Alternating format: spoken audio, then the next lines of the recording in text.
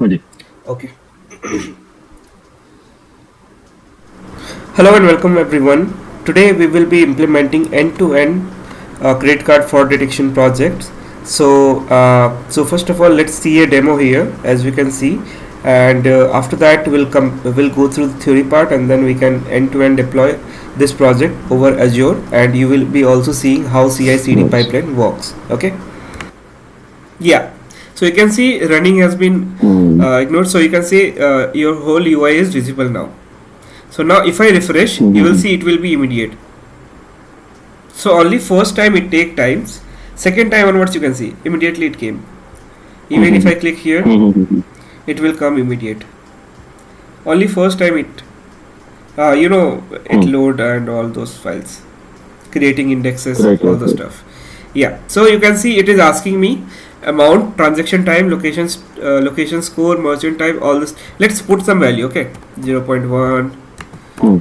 0.77, store location 0.6, the risk factor. So everything will be numeric because, like I told you in Mm-hmm. the project explanation part, it accept Mm-hmm. only this information. But yeah, I mean it's up to you. You can make it accept categorical data also, but that way our project is not built, so we have to put some value. Okay, so Mm-hmm. you put random value, Mm-hmm. just click predict transaction, it will run. It is processing your request. It is all this input is going to the model and it will say a response. So this is the response prediction, not fraud. Okay, okay. Okay, okay, So okay, this is okay. how you Nice. will be taking your software into production, and that's. So Abhishek, first let's go through the theory part, and then we will Mm. cover the deployment part over Azure. Mm. Okay. Mm. Mm. So let's talk about a little bit of MLOps. So Mm. so MLOps, what it is? So MLOps is set of practices that aim to deploy and maintain machine learning model in production reliably and efficiently. So it combines the principle of DevOps with machine learning to streamline the process of taking ML model from deployment to production. So what I mean by that is so earlier we were having DevOps which Mm. used to do similar thing, but when machine learning came into the market, Mm. what happened is, again, you have machine learning model, you want to deploy that model, right? It's not like you will Mm. be using it for locally all the time, right? So Right, right. once you have once you have build your complete model that need to be deployed, right? So that there comes the DevOps part. Okay, so what DevOps tells is, whenever there is a software ready, we follow something called CI/CD pipeline, which will make Mm. sure that whenever we are making any changes, it will automatically do deployment part, like continuous Okay. integration, continuous deployment. That is the full form of CI/CD. Okay. Okay, so it makes sure reproducibility in data processing and model training, managing model version effectively. Matlab, so let's say you have deployed a model today, and next day there is another training happening. Will my model will stay in production? Definitely yes, it Mm. will stay, Okay. and it will create a version that this was the version yesterday, this was the version today. Okay. Okay. Then we also monitor model performance in model production environment, which means that it will store what was the performance, like accuracy, F1 score, precision, all that in a table, and you will be able to figure out key what was the accuracy in the older model, what was the accuracy in the newer model. Okay, so that all Okay. thing Okay. you will be able to manage in production. Now there is some challenge. It's not like it comes with all good facilities, advantages. No, there is there is some advantages also. There is some disadvantage also. Mm. So first is integration, second is consistency, scalability, collaboration, compliance. So integration means unified tools and workflow, which means that we have a lot of tools and framework that will help us, build this effective MLOps implementation. But all those tools comes with some disadvantages. We'll talk that later. Then we have consistency, Okay. ensure reliable performance across environment. So it is not always the case. Okay, sometimes some platform has issue in deploying ML flow, in deploying cube flow. So it depends platform to platform. What is the consistency? Okay, then scalability is Okay. everywhere, right? So so today we Mm-hmm. are, let's say 100 people are kind of reviewing, or simultaneously using the application, and then we do not feel any scalability issue, because it is okay to simultaneously check this. Let's say we have built a UI and then 100 people are accessing it through their laptops. Okay, that time you will won't feel any scalability issue. Let's say 1,000 people came into that website and simultaneously they are accessing the website, then you will feel, okay, there is some scalability issue because I'm getting the response very delayed, kind of thing. So I hope you're understanding what I mean by scalability. in every software, in every application, scalability is like a top one priority. Like you heard about Instagram, Flipkart, Facebook. So कितने users को accommodate कर सकते हैं? Correct. Then we have collaboration. So collaboration, sometimes we collaborate with engineers, business team, deployment team also. So what happens is sometimes there is a collaboration problem. Sometimes team is not available, or let's say sometimes they are assigned to another work also. So other than that, sometimes there is a miscommunication, or there is a gap between two team members. So that thing you are already aware of. So that thing is also part of the challenges, and it is again, it's not in MLOps, but it is everywhere. Then there is compliance, which means that we need to maintain the industry standard and regulations, which sometimes the developer feel it is not required, but it is very very much required. Then other than that, there is other challenge also, like in terms of actual data science problem, that is data quality, data volume, and deployments. So data quality, all we know, like poor data can lead to inaccurate model. Okay, like we have seen examples of breast cancer project where we were having imbalanced data, like 99% non-diseased case and 1% only diseased case. So in that situation, our data quality is bad, so model will be bad as well. Okay, so that is again one of more challenges. Another is data volume. So large data set improve accuracy but requires scalable resources, right? So what happens is our data, like every day we are creating some Instagram post, or we are buying some product from Flipkart, Amazon.com.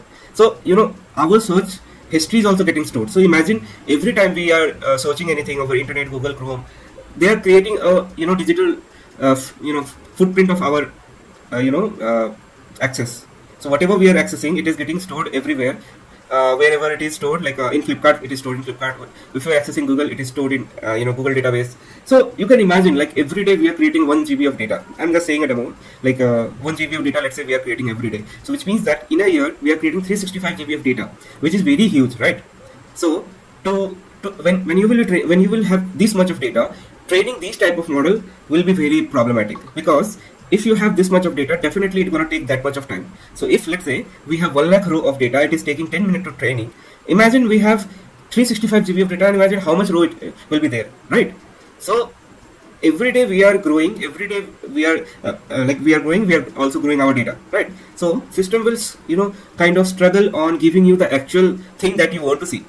So what happens is, let's say you are searching some product on Amazon.com and then you are not getting that product. Again, what will happen? You will get frustrated, right? And that is what happens. So when you have a lot of data, it needs to be filtered out, it needs to be cleaned out, so that it will recommend that product only which you are interested in.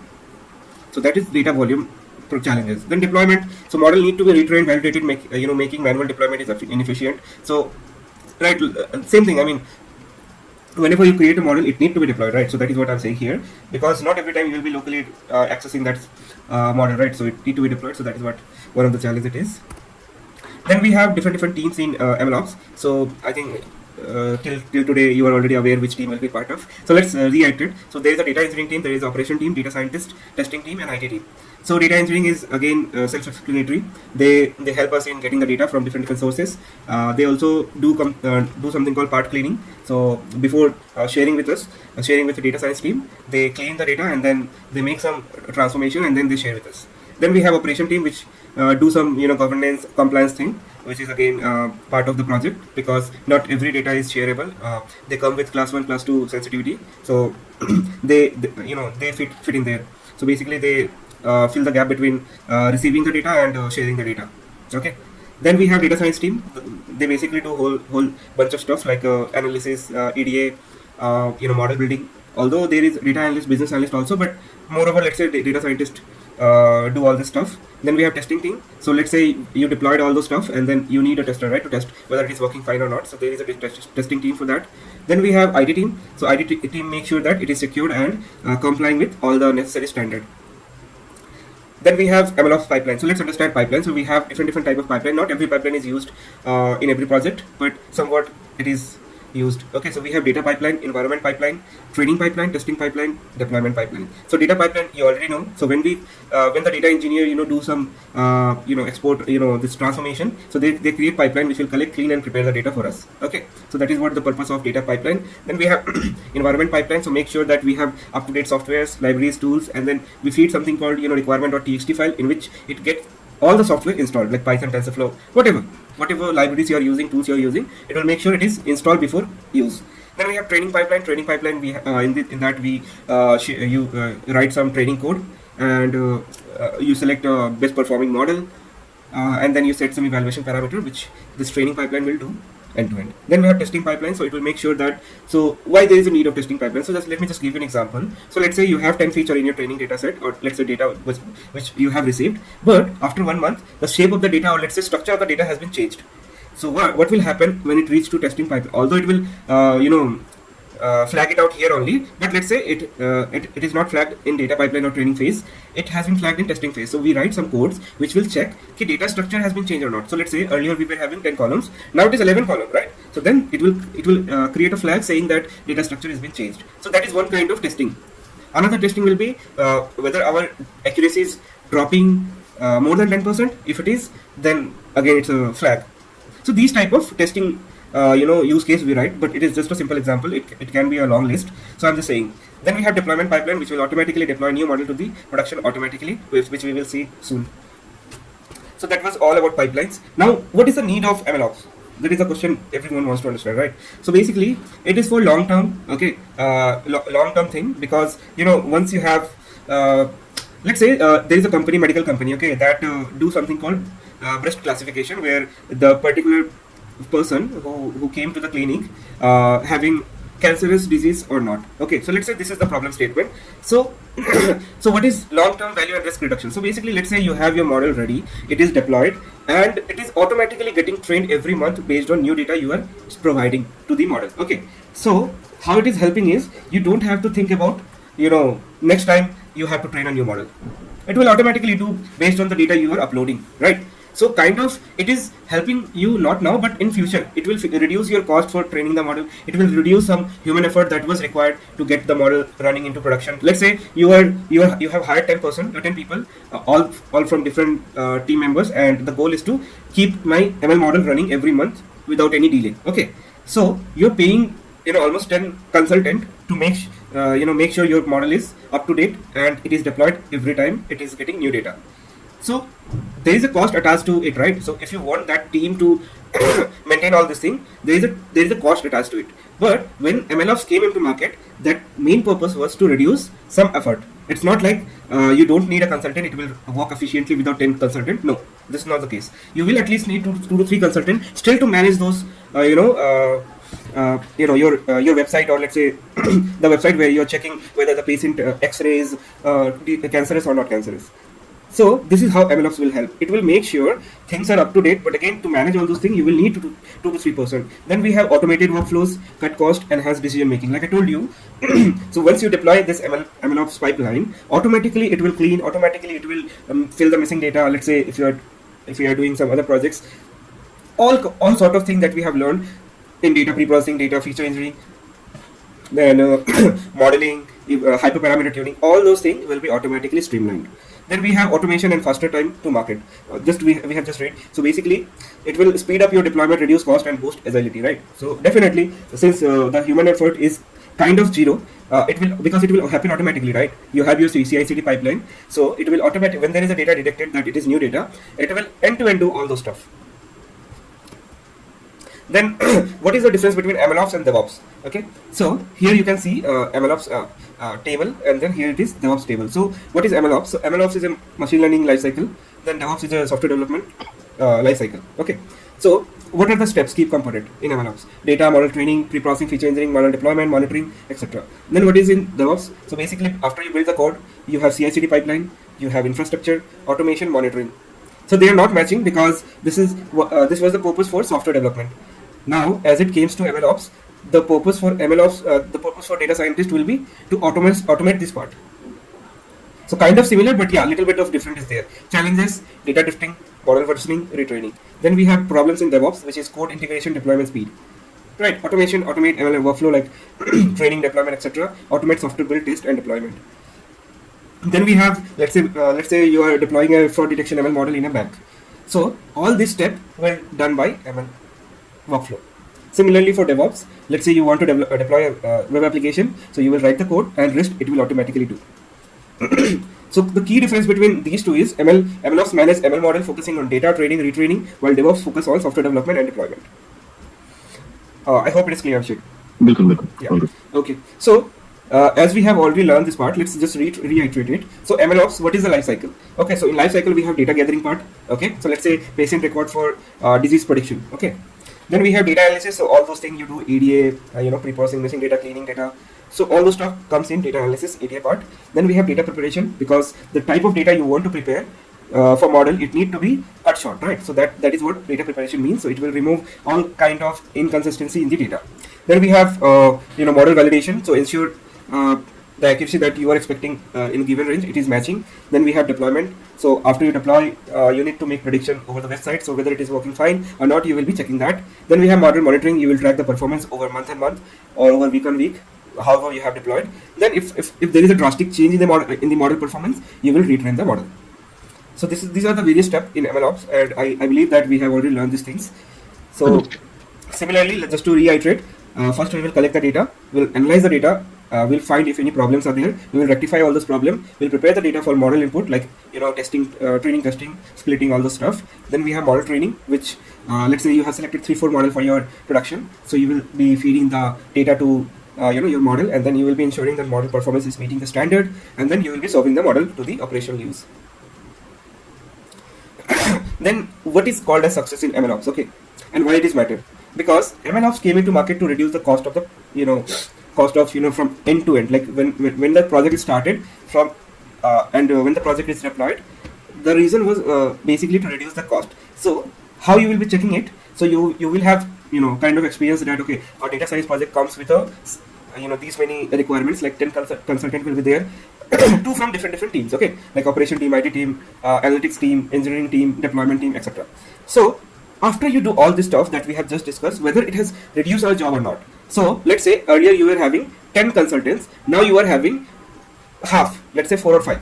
Okay, so did that saved your time, reduced your cost or not? So you will be checking all this thing, whether it has optimized the workflow, leveraging data for better decision making. Again, this depend upon your model, but all the stuff that is important for MLOps success is whether it saves time or money or not. So that's the main thing.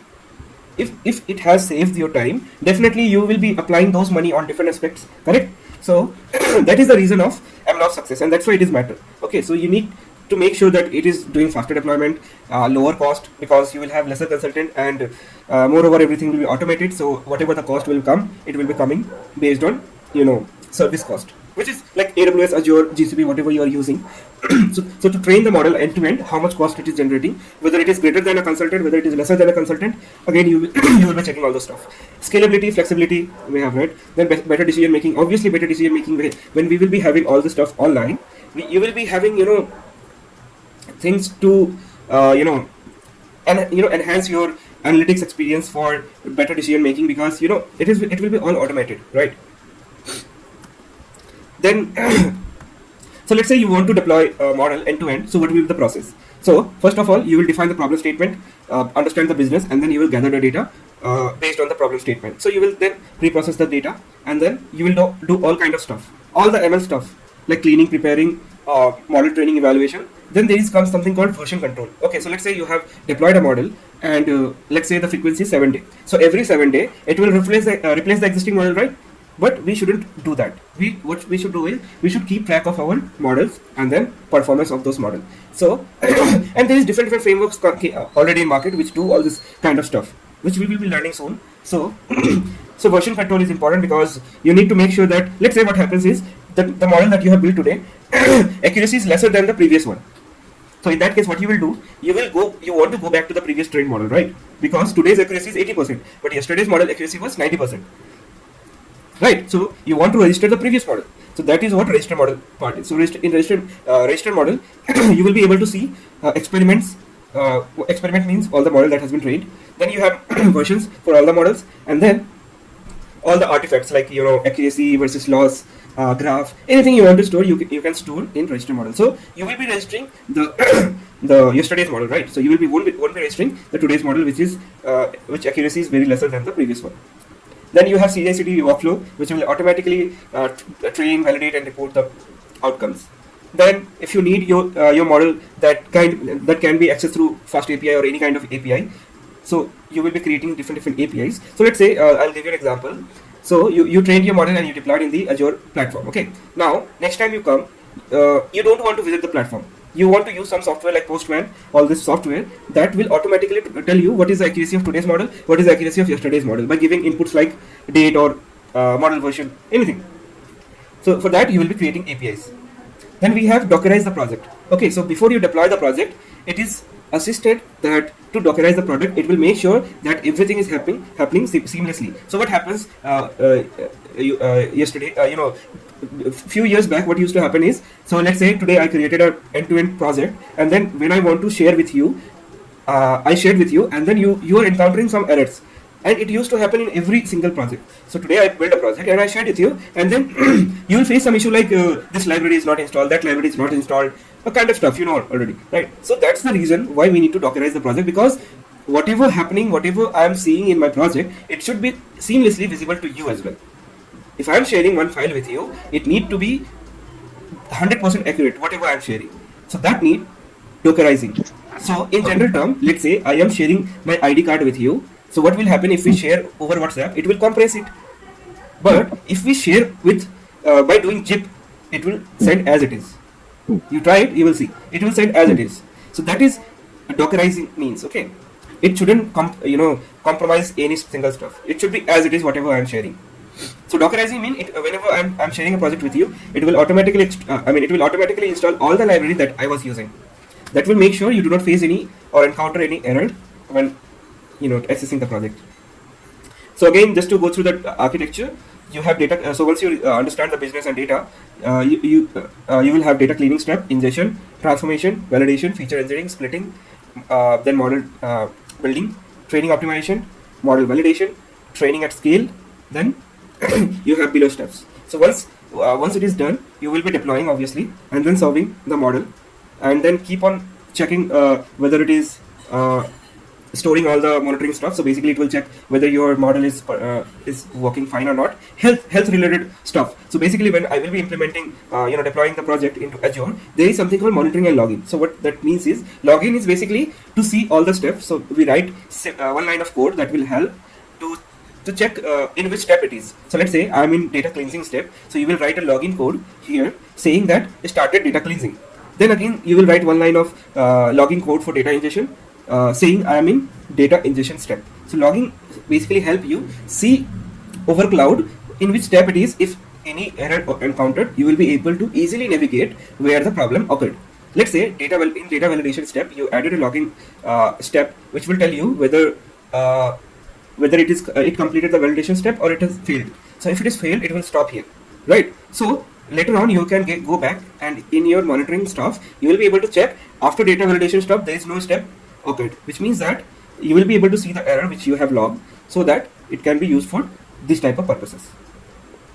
Fine tune improvement, again there is let's say a drastic change in the accuracy, data drift, model drift, so you will fine tune the improvement. So you will have your script ready, and again it's not any manual step. All the code that all the blue block you see, there will be a code for each of the step. Okay, so I hope it is clear. And then you package all those things, and then you kind of push it into cloud. I think we have already went through this slide. So let's let's come to here some MLOps terminologies. Okay, so you will hear this for most of the times. So we have first of all model registry, experiment tracking. So model registry, so it's a kind of repository for managing and versioning ML model, bridging, training, and inference pipeline. I hope you got it right. So in model registry you keep all your model with version. Let's say you have 10 models. So model _1, model _2, the accuracy, all those things you keep on repository. Then you have experiment tracking. Experiment tracking stores and compare ML model across different hyperparameters for better performance insight. Like I told you, there will be a separate section where you will be able to do all the stuff, compare your model, what was the performance on model 1, model 2, on the model. Then you have testing, ML metadata and logging. So metadata and logging you already know, I have just explained. So it tracks the workflow logs to assist with debugging and improving the model lifecycle management. So we just understood testing, again we all know. So ML system testing require unit tests for component while handling external dependencies like database separately. So it's clear now why production grade ML is different. Okay, so let's understand this part. So So first of all, dynamic versus static. So what I mean by that is production ML must handle changing data, user demand, unlike fixed experimental data set.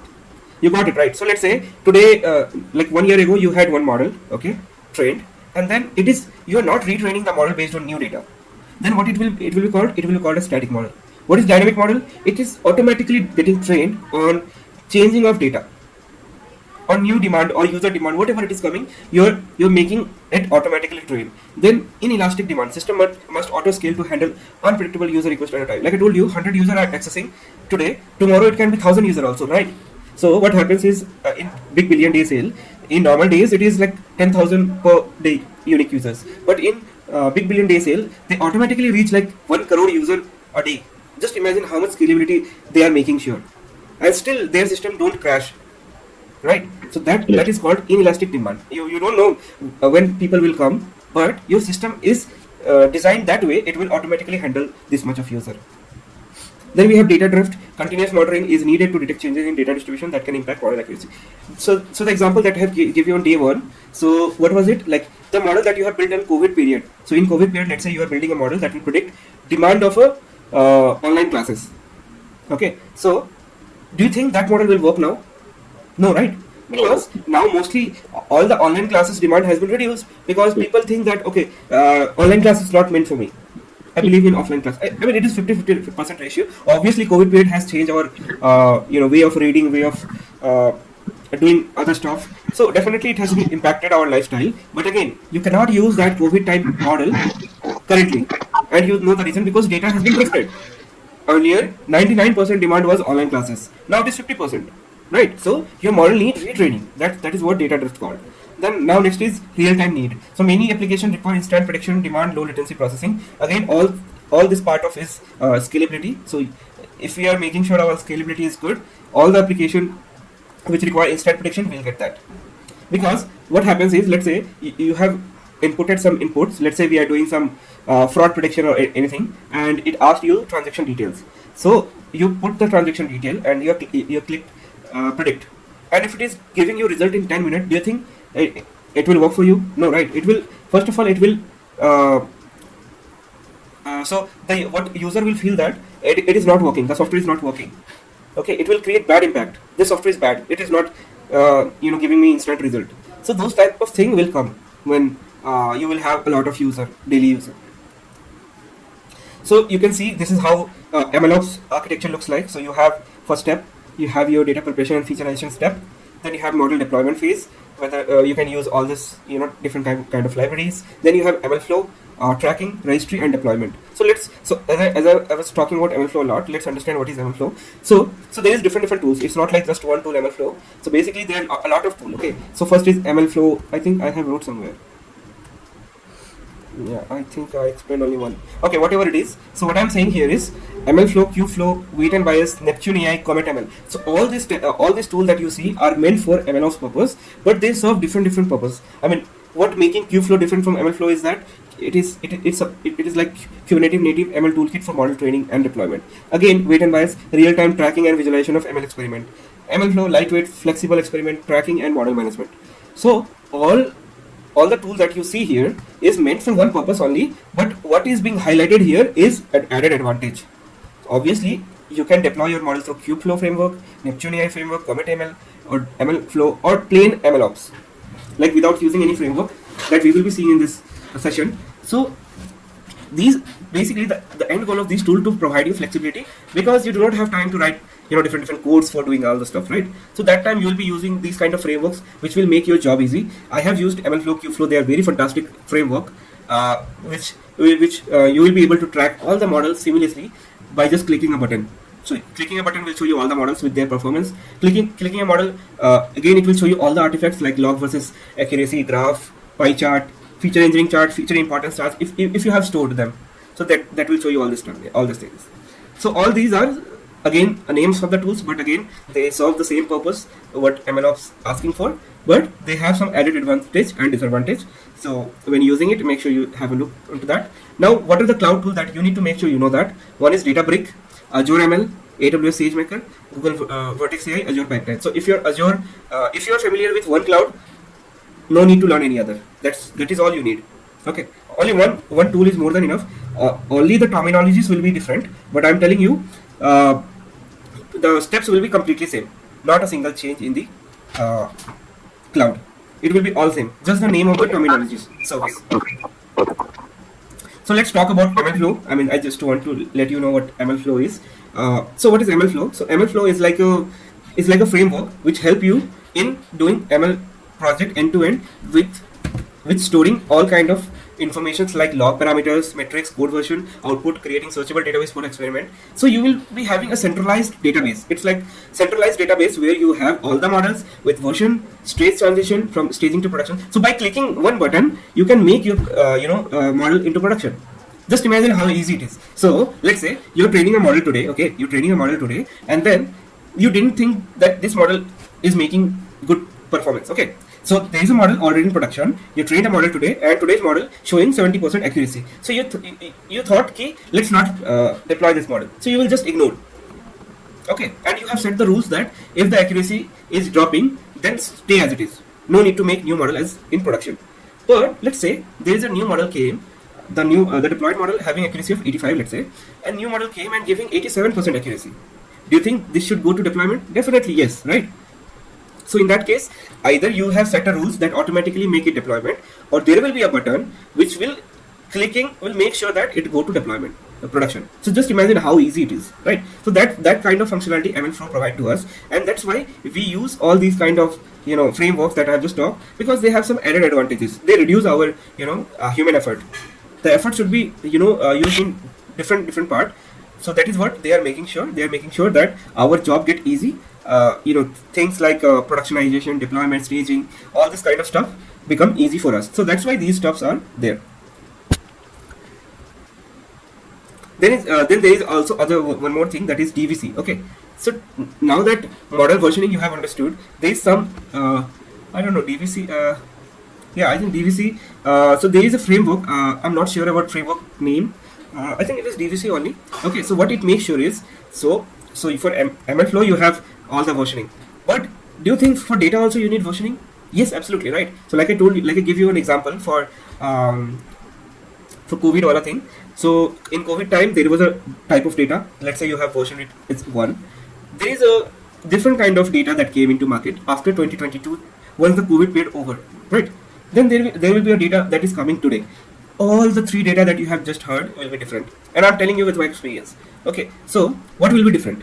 First of all, the structure will keep on changing. So the feature that we were heard during COVID time, it will keep on increasing, right? So like I told you, the data, every day we are generating some data, every day we are creating new features. In ML model we do create features, right? So those kind of thing always keep on increasing, and that's why versioning is very important. Now here we also version the data, so that the data that you have received, we are also versioning them so that we can track on day 1 what was the structure of the feature, how many features were there, how many rows were there, all kind of stuff. Similarly, second time when you received, was there any change? No, then it's fine. Third time you have received, you will see that 5 different column has been added. Okay, so that time there is a change. Yes, there is a change. 5 new column is been added. Now you need to think of new 5 column whether they are making sense to the model or not. So it's your job to analyze first and then changing the ML pipeline accordingly. So that's a kind of best practice in MLOps.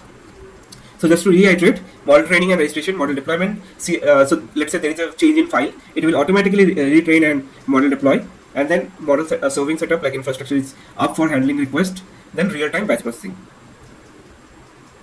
Then there is something called feature store. Okay, now let's understand feature store. So feature store is a centralized repository that bridge raw data and ML model, ensuring that consistency in feature engineering across training and inference. Like I just told you, data versioning wala part. So the feature store, it's a kind of framework which will help you keeping your historical feature. You're setting all the description of the data so that next time you are coming, you're not getting surprise. So there is 2 type of features store, offline and online. So in offline, what happens is you store historical feature data for batch processing and model training, which optimize for all the stuff. Then you have online feature store that serves real-time feature for low latency model reference. So what happens is when you do this ML flow wala stuff, what happens is, where is the image? So here in one of the block you will have set of features. In one of the block you will have all the rows. So what you do is you check whether the feature is matching with the feature store or not. If it is matching, you're selecting all the feature, and then it is going for the modeling wala part. So that's the importance of feature store. It's not like you nowadays you store it offline. There is an online feature store came into market, which will make sure the feature that you have trained previous model, it is getting trained on that model only. So let's say 100 feature came into new data. Do you think that model will fail if that receives this much of data? Obviously, if you have those kind of validation added, it won't fail. But again, feature store will help you only select those features which was used for previous model train. Now, iceberg of machine learning operation issue. So what we can see is service health. What is not seeable to users is all this thing. Iceberg. So Abhishek, I think it is clear, right? So all the challenges that we have just seen, this is behind the tree, or you can say behind the table scene. So all this like data drift is meaning data has been changed drastically, some pipeline broken, data outage, data model bias, underperforming segments, concept drift. So all this stuff is behind the table scene. So basically what happens, all this thing happens. So you have all the code ready, you should have all the code ready to make sure you handle all this kind of stuff. What is visible to the user is this, the website, the service health. Then we have some use cases where MLOps is used drastically. I mean, it's not like in every project you should be using MLOps. Okay, it's obviously it reduces cost. That doesn't mean ki you will be using the MLOps for all the different purposes, right? All the different ML projects. So first is production optimization. So basically you can use here predictive analytics model to adjust the process proactively, improving the factor efficiency and reducing waste. So I have added just 111 projects where MLOps is used drastically. It's not like in fraud detection model you can use, or let's say risk transfer you can use. No, it's very vague use cases that I have given you an example. Original use case where MLOps is used is these kind of use cases: predictive maintenance and planning, forecasting, quality issue prevention, and efficient resource management and utilization. All these are like very, very important stuff in our manufacturing industries, planning industry, demand forecasting industries, FMCG industries. So all these things want is immediate model training, immediate uptime, health should be all good. So that's why these things are there. I mean, use cases are there. Okay, so let's move towards deployment. So let's first understand the folder structure. So let's leave it. I'll show you in VS Code only. So let's go to the it's done. Now I'll open my VS Code.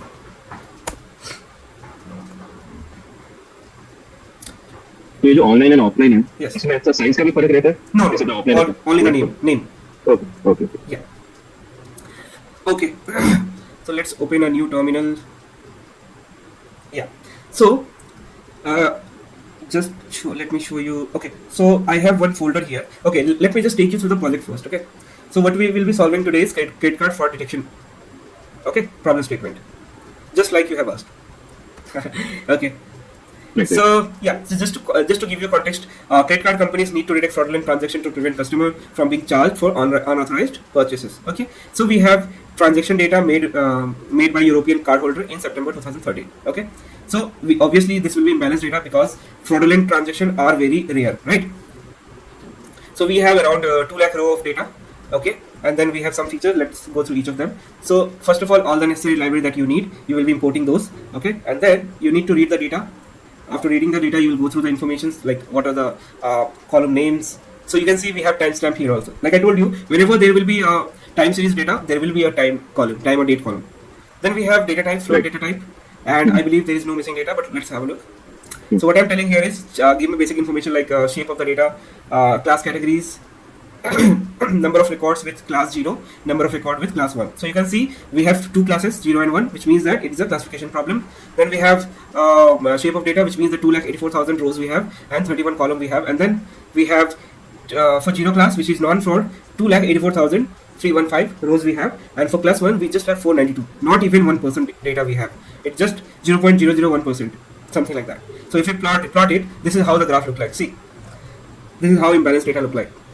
Then we have feature selection. Feature selection, again, I'm not even dropping any feature because obviously they are I'm dropping, sorry, I mostly said I'm not dropping. So you can see what feature is making sense to target column and what feature is not making sense. So the bar that you see very small size, I mean negligible size, we will be dropping all those features. Okay, I mean you can apply different feature selection method that we have discussed, but as of now, just to make the process faster, so we'll select only those which are having this bar size a little bit bigger. Bigger ones. Bigger means showing importance. Right. Yeah. So we have plotted the heat map, and information is not very clear, right? You cannot see anything making sense here. So mostly it is near to in between 0 to 0.2. You can see this part, right? So okay, no, not an issue. So what I have done here is I am saying value less than 0.15, take all the drop all those, and then taking all the higher graph ones. Okay, so I'm taking those features only, and then you will again plot the heat map, and again you will be able to see feature importance. Now it is showing some value and making sense at least. Okay, then it will be seen like this. Now let's handle imbalanced data. So we are using here some technique like mode to basically balance the data. Okay, so balancing means if I don't balance, so this is how it will look like. This is how it will look like. If I use this mode, class 1 will have same number of rows, class 0 will have same number of rows, which we were having earlier, 492. Right. So what will happen here? If we create synthetic data, imagine what will happen. It will be misleading. The model will fail to detect the most fraudulent transaction. It will able to classify non-fraudulent transaction, but it will fail because whatever we are adding is adding noise. It is not the actual data, right? Right. So model will learn to capture those information, but will be noise, which will be not a real representation of data, and that's why we won't be doing that. Okay. So now what we are doing, we are selecting our X and Y, target column and independent column. Okay, and then what we are doing here is we are resampling the data, shuffling kind of thing. Okay. Then do we have any outlier? Let's check it out. I don't think any we have, and then we have plotted the scatter plot. So this is how it will look like. See, Right. I have already tell you like how to read this graph, right? So you can see the edge cases. I don't know why it is not zooming. Okay, so you can see the edge cases where the blue are highlighted, right? Those are the cases where fraudulent transactions are captured. It will be always the edge cases.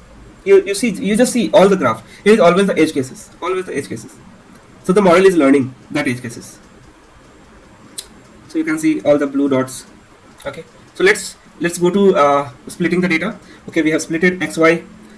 Here we are splitting 80:2 ratio. Then we have we are doing downsampling, which means that for class, yeah. So we were having class 1 equal to 492 rows, right? So what we are making downsampling. Downsampling means we are making sure for class 0 also we have 492 rows, which means that downsampling means reduction of rows to match the number of minority class. So which means that, and for model training or testing, we will have altogether 492 rows for class 1, 492 rows for class 0. In upsampling, what we do? In upsampling, we try to create synthetic data to match the majority class. Right. Okay. So that is what happening. Yeah. So that is what we are doing here. Okay. After you do that, so there is a lazy predict algorithm which basically train all the models that we have heard of. Okay, so you just provide your training and testing data. It will automatically train all the models we have heard. Logistic Regression, Regressor, XGBoost, AdaBoost, LGBM, all of those stuff will automatically get trained. Got it? So what kind of information we are capturing? Accuracy, balanced accuracy. Then we have ROC, AUC score, F1 score. What is the time taken? So when we have all this stuff, so you train a different model and just to make sure you are not missing out anything. So lastly, what I'm doing here is I'm checking feature importance, okay, and then fixing one model for final purpose. So what I'm fixing here is, let's say our final model will be Logistic Regression, okay. Just for the example, obviously I'm not checking other models, but let's say first model I'm selecting for the production, okay. So that was the purpose of notebook. Now, when you want to productionize any ML projects, you need to structure them in a way that it is accepted by standard. Okay. So what I mean by that is, so you have to make all this folder. So just focus here in this tab, okay. New CC fraud till VAMD. So this is a focus folder, okay. So you should have artifacts folders where you will be keeping all your artifacts like classification report or feature importance a graph or any other graph. Then you have data in which you will be having pre-processed data and raw data. Then you have docs. If you have any documentation, you can write. I have wrote this documentation which will help me kind of understand what is the meaning of dataset and everything. So I have keep a note on that. Then you have model. So in model folder, you will have trained model. So like I told you, I want to use Logistic Regression model. That's why this model is there. Then you have notebooks. So all the notebook that you want to keep, you can keep it here. So if you ask me where this ML model, Logistic Regression model came, so this is the replica of the notebook that I have shown you, but just one liner I have added here that will export the model I want. Okay. So just let me show you that part. Yeah, so you can see here, I'm saving the model here. So I have set the model directory. Okay, I have selected the model name, and then if there is already a model exist, it will automatically, replace the model. Okay.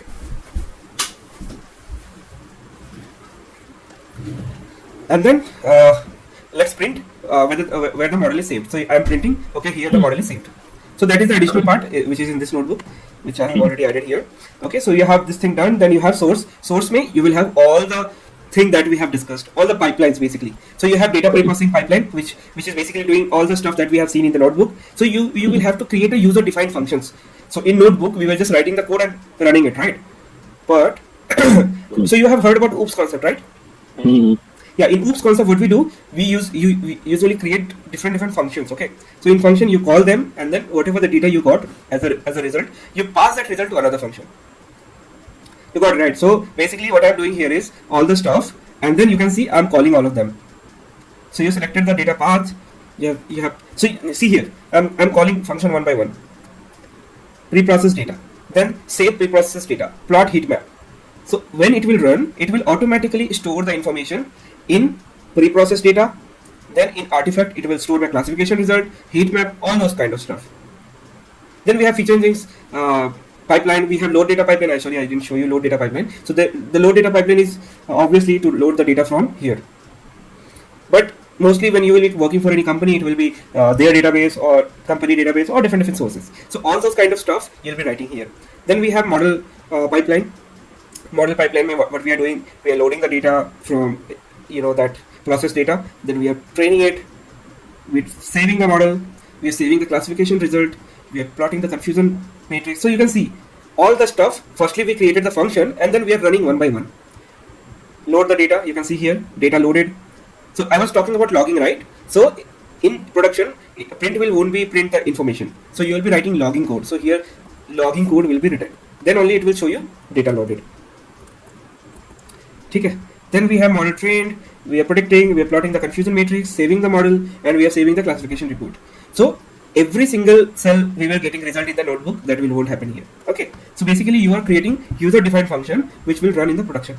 So that was source part, and then there is a single app which will call all the stuff. Okay, so you should have Docker file. I will talk about Docker like I just mentioned, right? So whenever you want to productionize or any software or mention any project, you will use Docker. So Docker will make sure whenever you are productionizing, first it will install all the libraries. So in requirement.txt, what all software need to be installed, I have mentioned here. Okay. Then once that is done, it will load the model, and then basic UI stuff. So just wanted to let you see how the UI will look like. So basically some UI stuff, button, title, subheader, all the stuff. Okay. So let me show you the production step. So let's say once you have all this folder ready, what you will do? Abhishek, you heard of GitHub? Okay. मैंने doctor के बारे में थोड़ा पढ़ा हुआ है। मैंने पहले जब सिस्टम से किया तो मैंने पढ़ा था DevOps का। GitHub भी मैंने सुना है कि यूज नहीं किया है, but yes. Okay, just let me show you this example again. So basically this is how the dashboard will look like. Okay, so you will go to your repository. Okay, and you will create one new repository. Okay, so I think I have created one. Okay, I am not sure. Let's create a new one. Okay, let's name it CC fraud. Okay, and then nothing else, just create repository. Okay. So now this repository will be used to store our project data. Okay, so you can also create Azure repository or AWS repository. Obviously those are backed by GitHub only, but you can use those also. Since so for this project I have built to use GitHub, so let's use this. Next thing you have to do is you need to push the files to this repository. So what file I'm talking about? The project file that we have in our VS Code. Okay, so these all files need to be there. So let's copy all those files.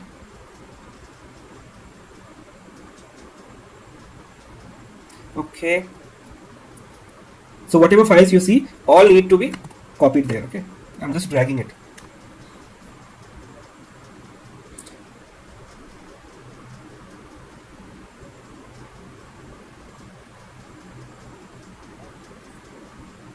Yeah, you can see everything uploaded. Now commit the changes. So this is how we do in companies also. Okay, so whatever you have deployed, so basically we we upload the files, or basically we use terminal to push the data. But for the sake of understanding, I have just did this drag and drop. Okay, so you have the very first step ready.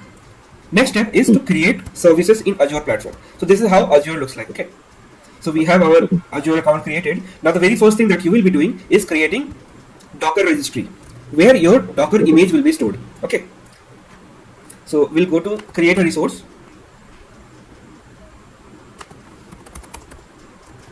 So you will create a Docker registry. Okay,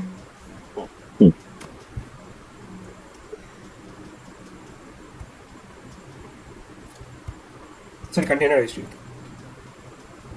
So click create, and then it will ask you basic information, basic stuff to be provided. Okay, I do not have any resource group, so you will create a resource group. Let's say CC fraud analytics. Okay, so I'm creating with this name. Then you need to give a name for your registry. So let's say I'm giving, I have wrote that information here. Yeah, I want to give credit card name. Okay, so I have given credit card name. So it will check if this name is available. It will show you correct, right? Okay. Then where where you want to deploy, Central India, all okay for me. Then you can select the pricing plan. You have different pricing plan. So I'm sorry, I'm going with the standard plan. Now click. If you want to see networking part, encryption data, nothing is needed. Just go create. Okay, you can see our container registry is getting created. Now this is like a box. Okay, so inside a box you will put in your container image. So if I have to show you container registry,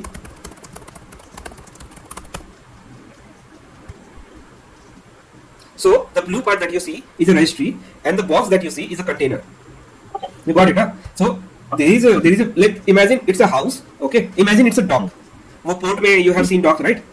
Nearby sea. So that C is a registry. Dock is a registry, and the containers that we see is an image. So you can imagine how many images we can store, right? Unlimited. So now let's go to the resources. So you can see your container registry is created. Now what you need to do here is, we'll see that in very soon. Okay, so now we need to push our code, right? One second. So let me open the VS Code. So you can see all this image, all these data need to be pushed to the container registry, right? Now if you ask me, then why did we create a GitHub repository and push the data? You will just see why I have pushed that. Okay, so first of all, let's push this code into the container registry. So for container registry, we need to create the image, like I told you. Image matlab that container, one single container, right?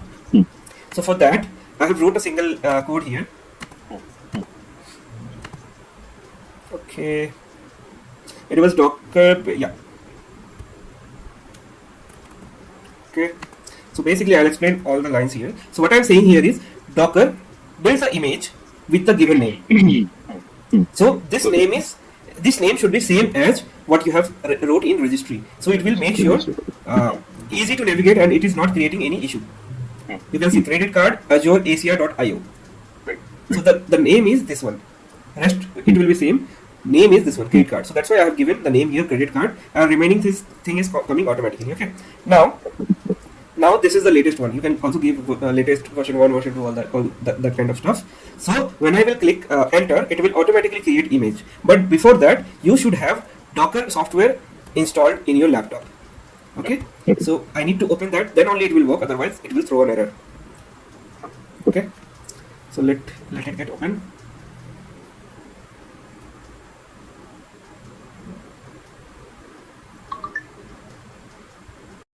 So Abhishek, this is how the Docker will look like. Okay, one second.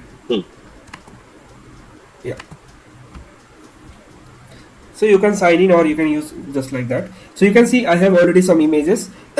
So once I will create, you will be able to see that images here. Okay, and you can run it from here. If it is working fine, then only it will work fine in the cloud. Okay, if it is throwing an error or it is not working somehow, you need to fix before productionizing it. Okay, so that's why Docker is meant, so that you can test it out locally first, and then you can push it to cloud.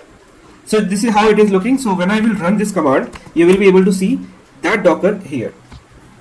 So basically it will take around 10 minutes to finish. Okay, so there is some error. What it is saying,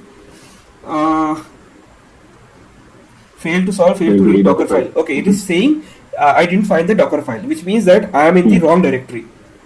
Okay, so I need to first go to the correct directory, which is cc fraud. cd new cc, then cc fraud. Okay, now I'm in the correct folder. Now if I run this, it should run. Okay, you can see it is running because it has filed this Docker file. If it is not there, it will throw an error. You have already seen it. Okay, so you can see it is running and it will take around 10 minutes to run. So we can take a break. Okay, Abhishek. So you can, I mean, I'm not closing the screen. You can just have a look, but let's take a break because it will take 10 minutes. It is creating image of size 5 GB. Just imagine how many things will be there. 5 GB. Yeah. Okay. So that's why it is taking time. So let's come after 5 minutes. Okay. Sure. Okay.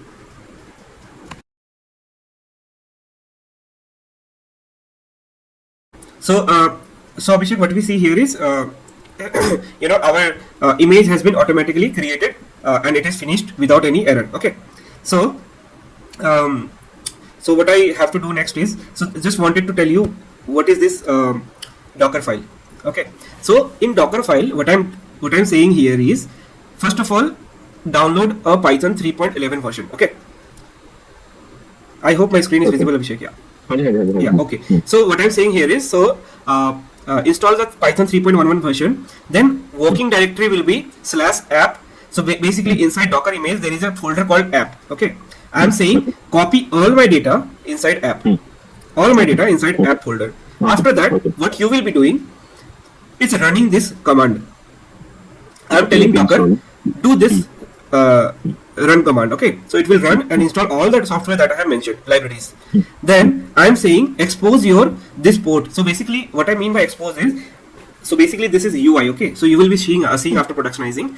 I will show you. So basically this is the expose keyword will help you reserve the port for your purpose.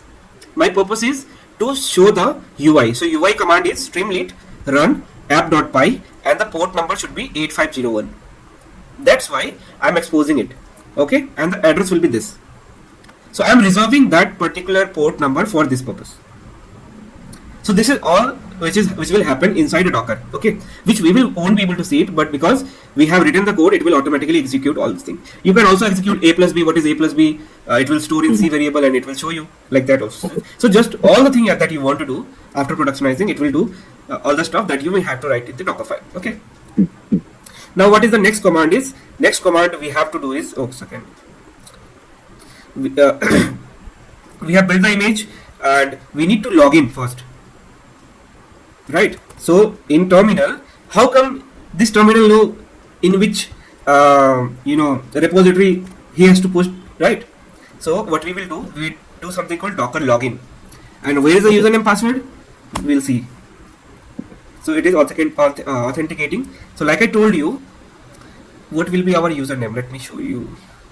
So once you go to the Azure portal, you will see something called Azure registry that we have created that time, right? Right. So you will go to access key here. In the access key section, you will have both username and password. So you can see you have username here. So you'll copy paste here. Card. Okay, and then it will ask you password also. So password is this one. Okay, so you will copy, paste here and enter. Oops.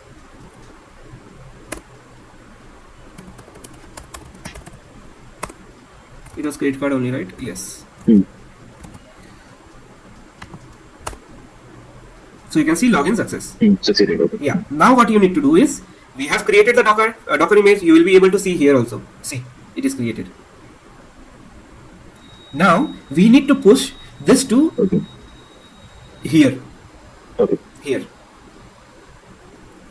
So for that, we need to write the similar command, docker push. Okay. I have already written this.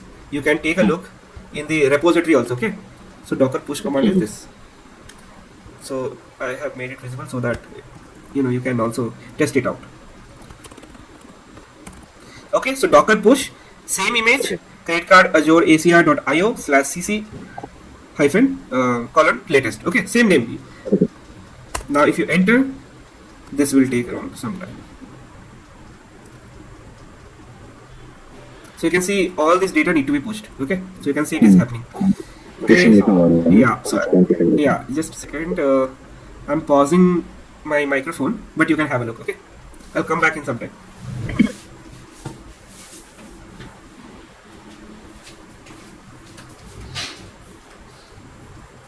Now we mute कर दिया है, ये mute हो गया है।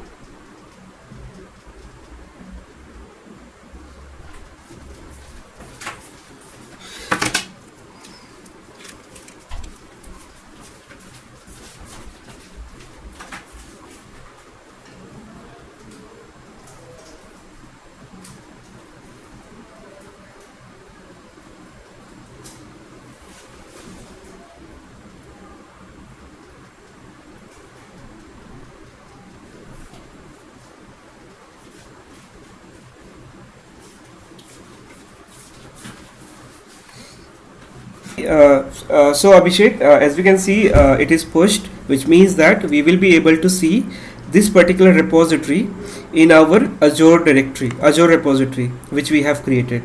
So if we go to the Ram yeah. एक minute ना, मेरे को एक कॉल करना पड़ेगा। Sure, sure, 12 बज गया, तो मैं ना मैं टीए को बोल दूं, वो डीएसपी ले लेगा ना। बस 2 मिनट होल्ड करना please. Not an issue, sure. So Abhishek, I was saying ki, so it should be available here, what we have pushed, right? So let's check it out whether it is visible or not. So what you will go to, it will look like this. This is how it will look like. So you will go to the services and then click repositories. Okay. So you can see we have our repository successfully uploaded here, right?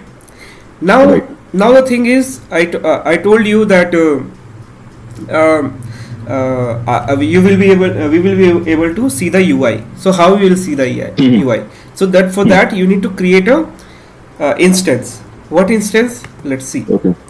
So there is two things here. Okay. So one is you maybe heard about Azure EC2 instance. EC2 instance, like creating a CPU, cloud CPU. Similarly, here also there is similar term, but sorry, there is similar thing, but the terminology is different, which is web app. Here we say web app. Okay, so you can see here web app. So I will create a web app application, and it will be through, you can see here. So again, subscription same, resource group you will select the same one which you have used for creating the registry. Okay, so here registry we have created, and then you need to give a name. So let's say I'm giving a name credit card. Okay, if it is available it will show. No, it is not available. Let's say credit card V1. Okay, it is available. So now it is the most important part, how you want to push your code, with whether it is through container, whether it is through code. So if you select code, you will have to write Python, whatever the way code you want to the way you want to push the code. But since we have already packaged our code, we'll select the container. Yeah, we'll select the operating system Linux only, no change at all. You can select your region. Let's see, Central India is free or not, I mean available or not, we'll get to know, and rest of the thing will be as it is. So we'll go to so there is other options also. You want to create database, no, I don't need. Then you have to select your registry, right? Have you selected our repository there? No. So here you need to give your registry informations, right? So I will click in the container option. I will create the container registry. You can see automatically it has selected credit card, which means that I have already only one. If you have many, it will show you in the drop down all the different registries. Again, I will go with admin credentials, and you can see automatically image is selected, CC, which we have seen in the repository, right? Registry. CC was the name and tag was the latest. Okay, now we'll go to the networking. Nothing needed here. Monitor secure. So I was talking about monitoring and all stuff, right? So if you select yes here, it will create. So you can see enable application insights. So like I told you, you want to see your step by step whether it is successfully completed pre-processing, feature engineering, all the stuff you'll be able to see here. So for that you need to enable it, but for now not needed. So we'll go to review and create. Let's create it. If it is available, it will create. If it is not available, not create. So there is an error coming, which means that this particular region is not available for our package.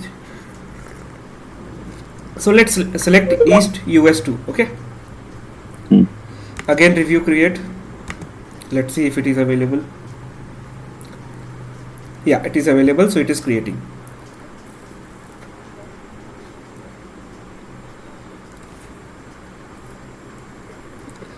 Just give couple of minutes, like it will take one. Okay, again deployment failed. Okay, let's delete it, again create.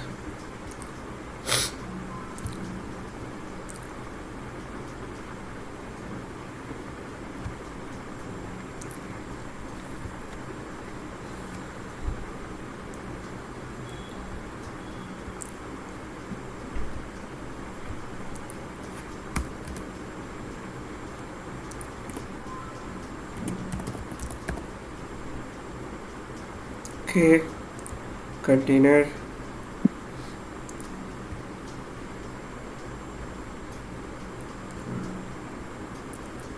Let's select South India.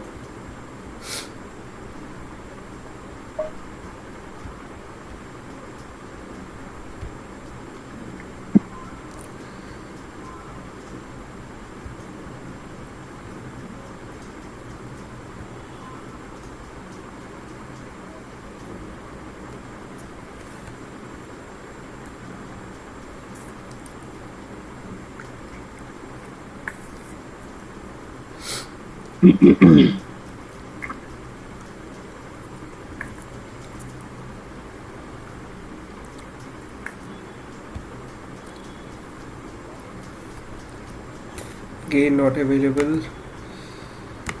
Free plan have so many issues. Okay. Central Canada, let's see.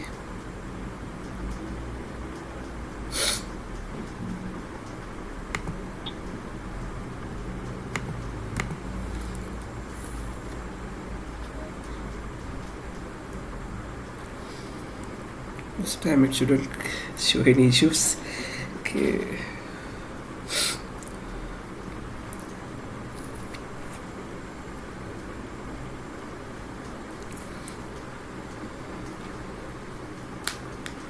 Finally, it's done. So you remember I was talking about CI/CD pipeline, right? Continuous integration, continuous deployment.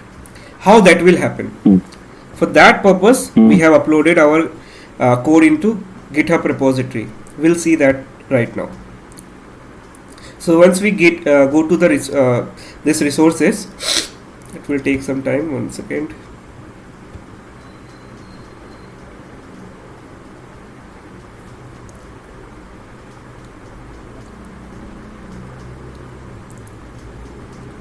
Okay, so we can see our web app is created and there is a link, domain URL. So this is the website where we will be able to see our UI. Okay. So let's click it. It will take some time. Until then, let's do other stuff. So first of all, you need to do continuous integration, continuous deployment, right? As of now, it is not done. So how it will be done? You will be going to deployment center. Okay. In deployment center, you will be selecting this GitHub repository. So whenever you will be making any changes to this particular repository, it will automatically retrain the model and redeploy it automatically without any human intervention. Okay. So we'll link it here. Okay. So first of all, it is saying SCM authentication is off. Let's turn it on. Okay, so you have to turn on SCM based authentication and it is done. Save it. Okay, now go to again deployment center. Now, like I told you, our registry is in. So first of all, you have to make your continuous deployment turn on. Okay, you may turn on. Okay. Now you have to select. There is 3 type of sources you can set up. One is Azure pipeline. Other one is GitHub Apps Action. Another one is container registry. So we'll go with GitHub Action. So you can do it with other also. So we'll select GitHub Actions. So if I go to Actions here, so you will see Action here. Nothing is happening as of now. Okay, it's saying get started with GitHub Action. But when we will turn on this, you will see the difference. Okay, so you will select organization. So I have linked my GitHub account. So the very first time you will be coming to this particular section, it will ask you to log in. So it will ask you to log in with your GitHub. So log in with your GitHub, authorize, done. You will see your account here, sign in as code as it forward. So now you have to select the repository here. So repository was CC fraud, right? Let's cross verify. It was CC fraud. Yeah, CC fraud. So CC fraud. Now it will ask you branch. So it can be your dev branch, production branch, whatever. So I am selecting main branch only, since I have not created any different branches. Then everything will remain as it is. Okay. Now you have to click save. That's all done. your CI/CD thing was just 5 clicks away, and it is run now. Okay. Okay. So you have saved your container configurations. Now here you will see it is running. So if I refresh it,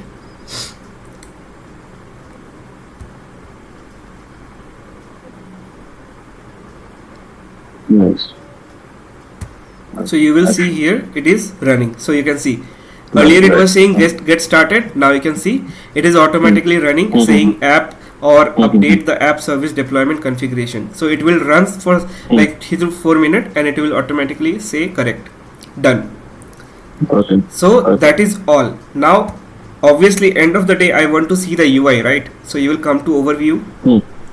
You will click the deployment, this default domain. It will run for some time. First time it take time, second time it will just immediate. So let it run it. So one more thing that I want to tell you, say you want a custom domain URL like fraud.com. That is also possible. In this section there is a domain where you need to buy the domain. So you can see here add custom domain.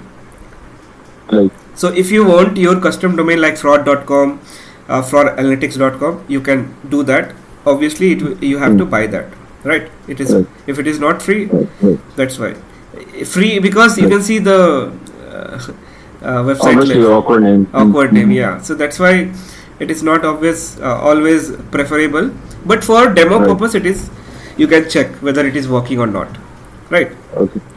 So that is done. Let's see this part. Once this part is done, it will automatically run. So let's wait for some time, just five more minutes. Okay. So you'll be able to see how it is going, build and then deploy. You will see the whole process here. Okay. So it means that building is going on, and then after that deployment will happen.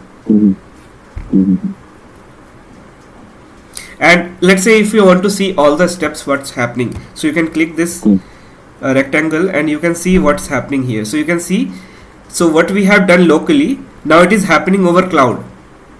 Okay. So first we build, we log into the registry, then we push the registry, right, image that we have created. So now that whole thing will happen over online also.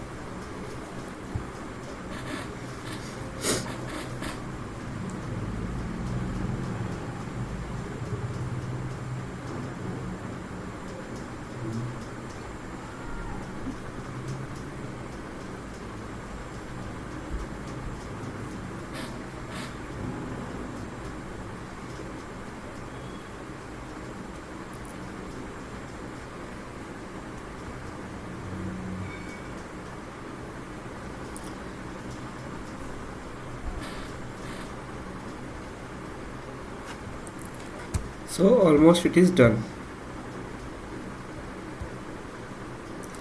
So build is done. Now deployment is happening. Deployment will be immediate. So you can see it is written deploying in production. Done. So you can see it has given you a link, right? This link is similar to this link. Same, no difference. Okay. So if you click it, we'll able to see the UI. So let it run for some time. So almost done.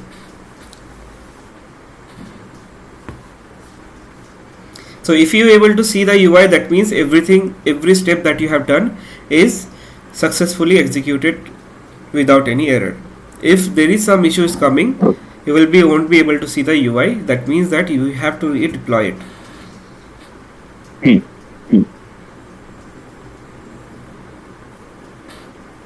and then once it is done, you need to delete all your services you have created here. All need to be deleted, otherwise it will incur cost. Okay. Yeah, but if it is in production, I mean, let's say you want to let's say you want to keep it as it is, obviously it will cost you. So if it is demo project, then you can just delete all of those stuff. If it is a production level project, company project, then you have to leave it as it is.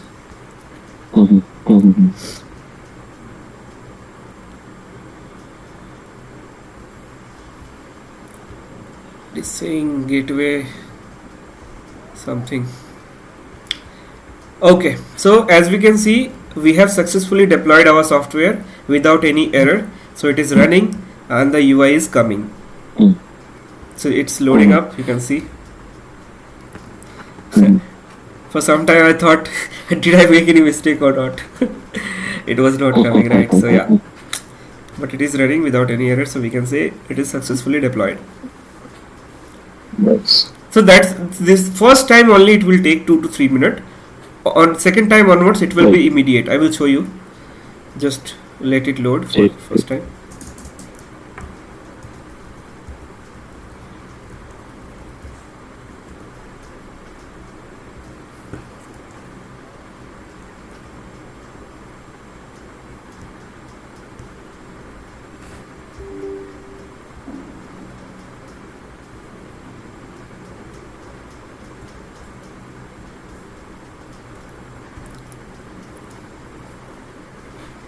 Nice.